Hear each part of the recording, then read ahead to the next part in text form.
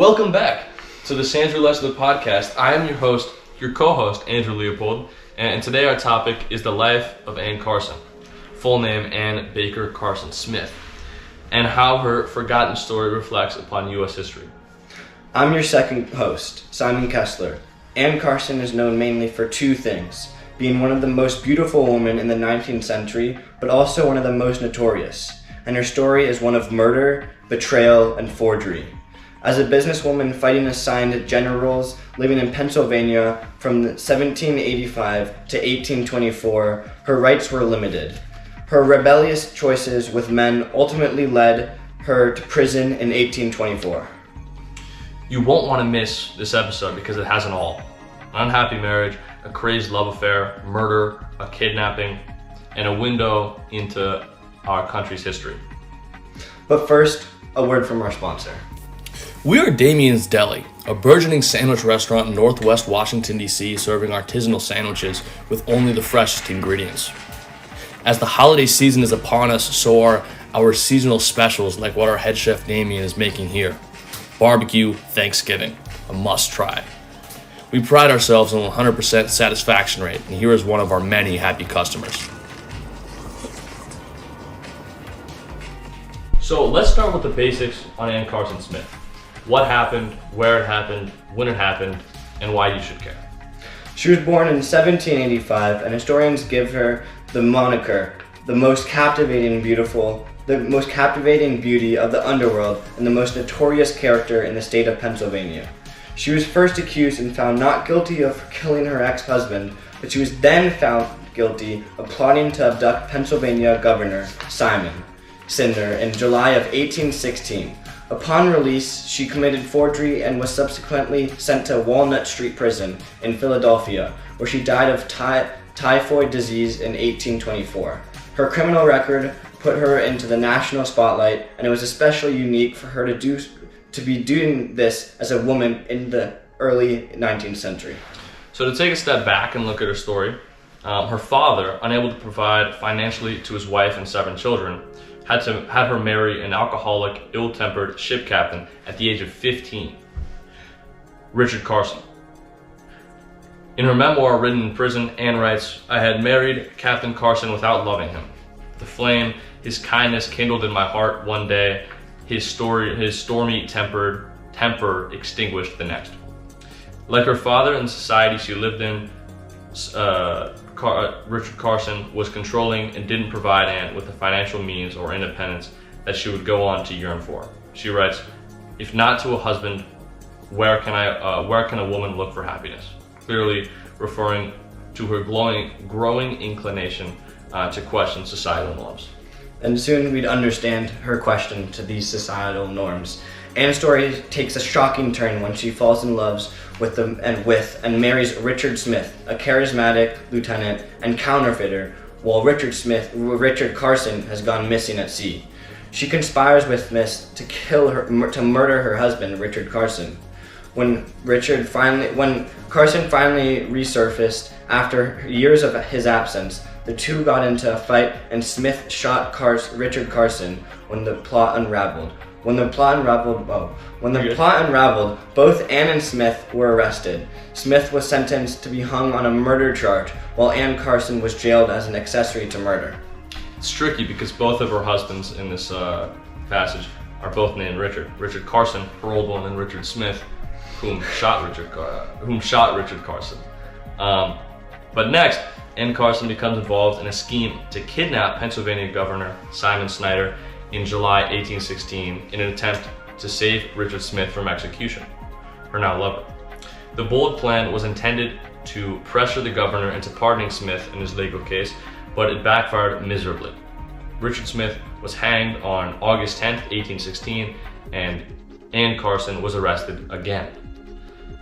After her release in 1822, she attempted to pass a counterfeit note and earned 7 more years in prison. The original write-up from her trial before the Major of Philadelphia on this case reads, "She is an old convict, and if she will persist in such a course of vicious conduct, she must take the consequences."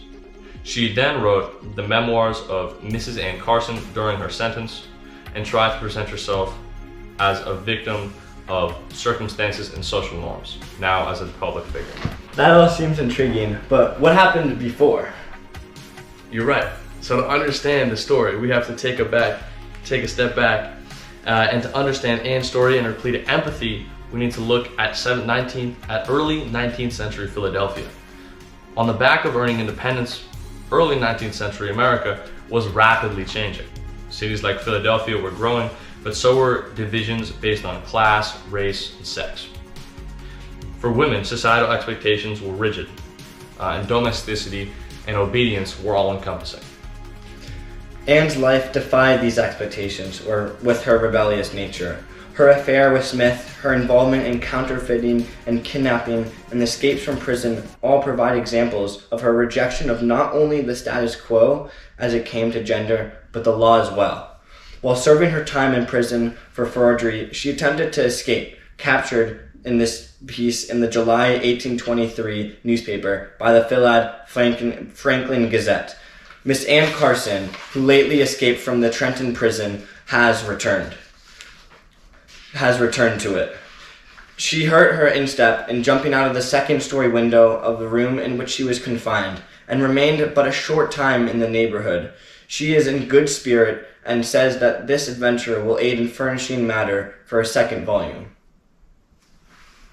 The press sensationalized her story, casting her as both a femme fatale and a victim of social and legal circumstance.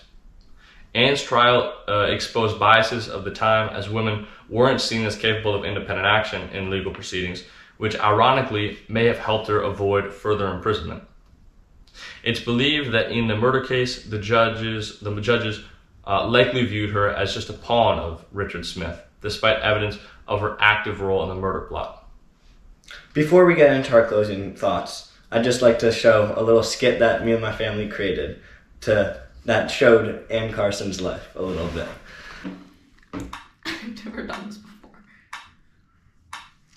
Ann Carson. Ann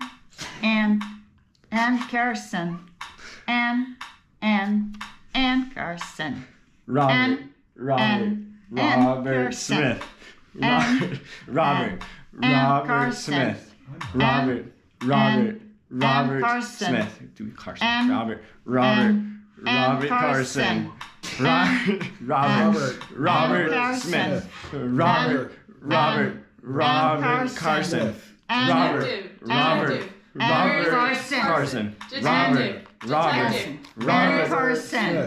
Carson. Can I interview? Robert Carson. Detective. Robert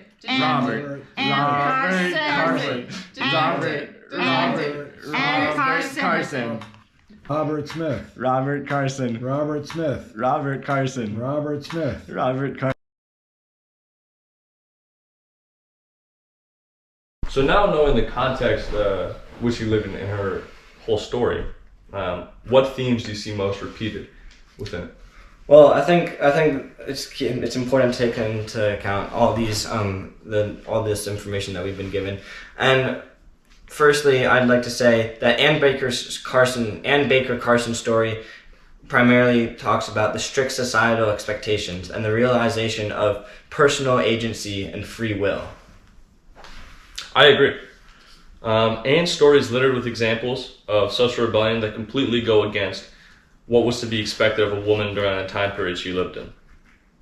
Her story also broadens our perspective on the advantage that being a woman held in the legal world. So next, we'll talk about our primary sources and how we researched this project.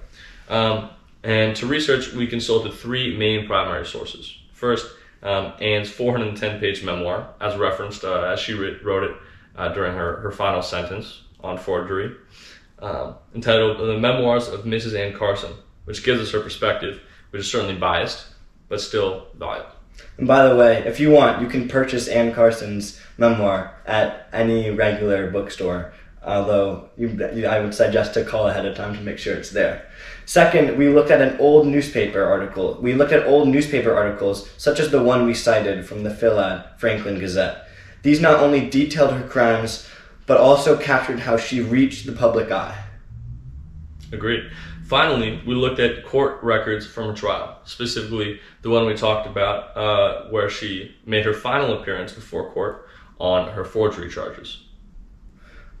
Considering all of these primary sources, the themes, the context of Ann Carson's life, and how the outcome of her life and her impact on the world, we'll leave you with our closing thoughts. I believe that Ann Carson's life was anything but ordinary, and leaves us with the question, was she a victim of her circumstance as a woman in the early America, or merely a cunning manipulator? I'd say both. Either way, her story offers a fascinating window into early 19th century America. Agreed. Her story reminds us that history is more than just about presidents and battles, especially in the U.S. It's filled with real people, their struggles, and stories as gripping as Ann's. Thanks for listening to the Sandra Lessler podcast, and don't forget to rate us and subscribe on Spotify or wherever you get your podcasts. Until then, I'm Andrew. And I'm Simon.